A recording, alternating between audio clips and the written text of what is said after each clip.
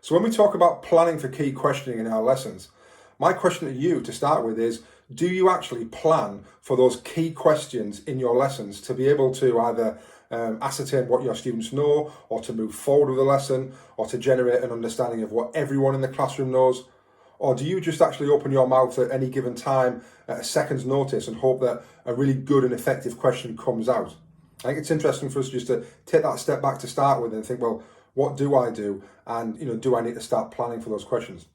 So if you really need to start thinking about how you plan for questions, there are lots of different elements of planning. And it's not just about planning what the question is, but it might be also about planning when you ask it, who you ask it to, all those different things. So let's break that down a little bit.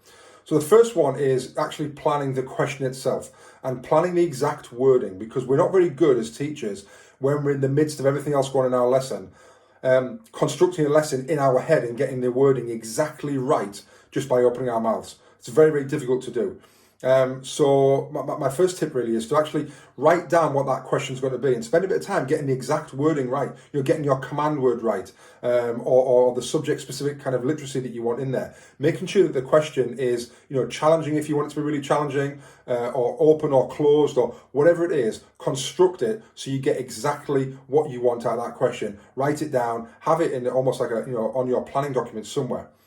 The second thing is, the timing. When do you want to actually ask that question? Is it a certain hinge question that you want to ask at a certain point in the lesson? Is it a starter? Is it after you've done a certain task in your lesson? At what point strategically do you want to ask that to be able to then to either move forward or backwards, or whatever you want to do with your lesson? So that's the second thing, is the timing. Thirdly, then, it's actually who you might want to ask it to. And I think we sometimes get drawn into students with hands up or going to similar people all the time. But actually, if it's a really challenging question, do you want to kind of go to a higher ability student first, or do you want to go to a lower ability student and then ask a higher ability student to build on it afterwards? Do you want to ask a pupil premium student? Think about who you might want to ask that student, that question to start with, to get things kicked off.